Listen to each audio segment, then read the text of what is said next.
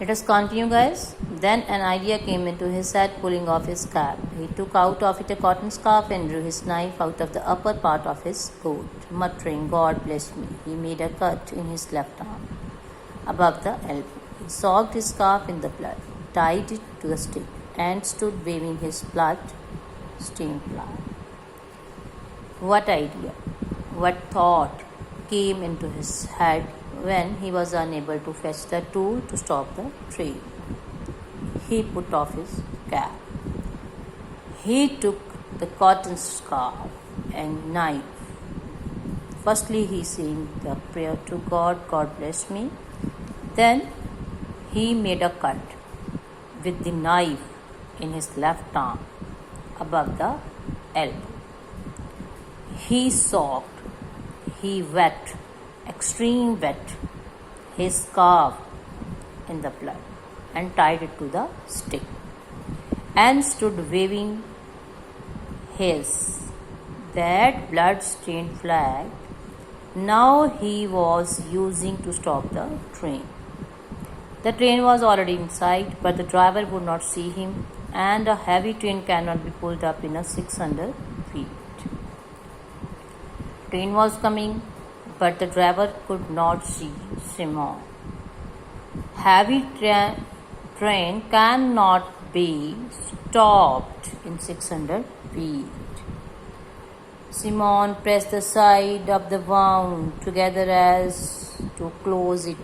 Evidently, he had cut his arm quite deep by pressing his wound.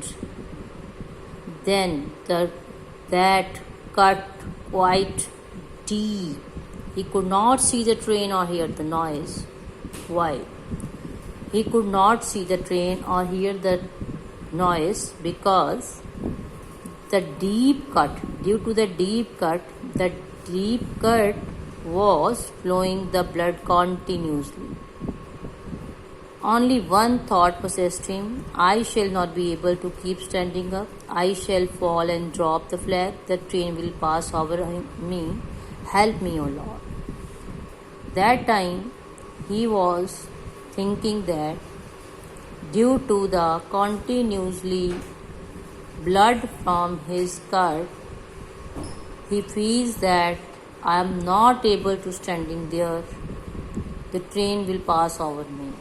He was saying prayer to Lord in this painful situation. His head began to swim. He dropped the flag and fell unconsciousness.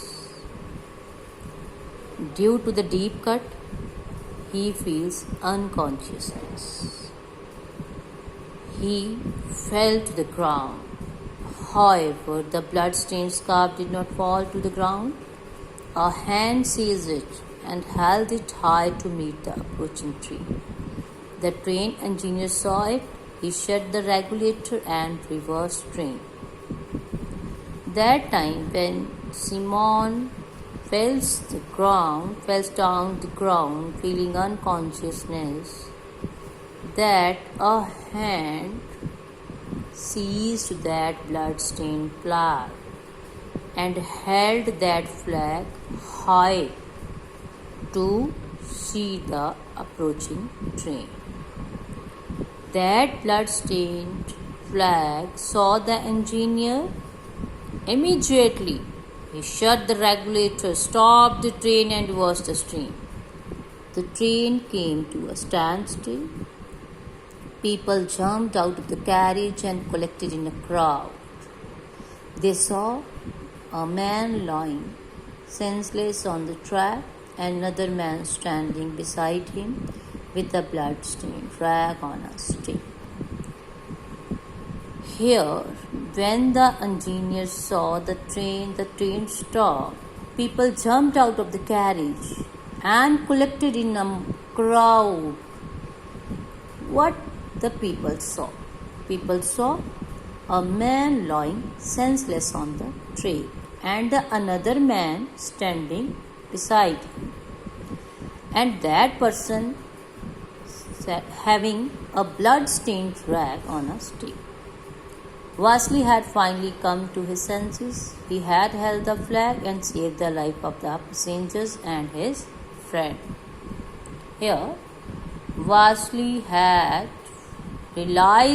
admitted his mistake. That time, when the Simon fell down to the ground, feel unconsciousness.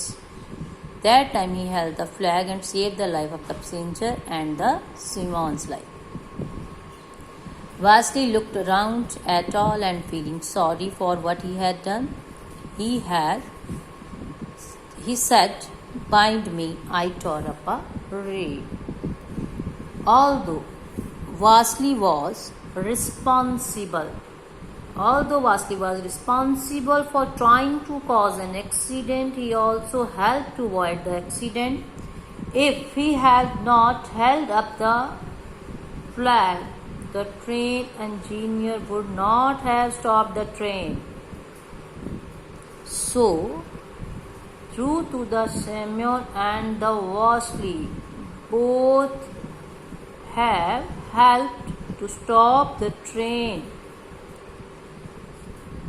So guys, I think you people will understand better the summary of the signal part 2. What is the message by the signal part 1 and the signal part 2? This chapter gives the message to us. With our wisdom, we can do anything in the difficult situation. So thanks. Have a nice day.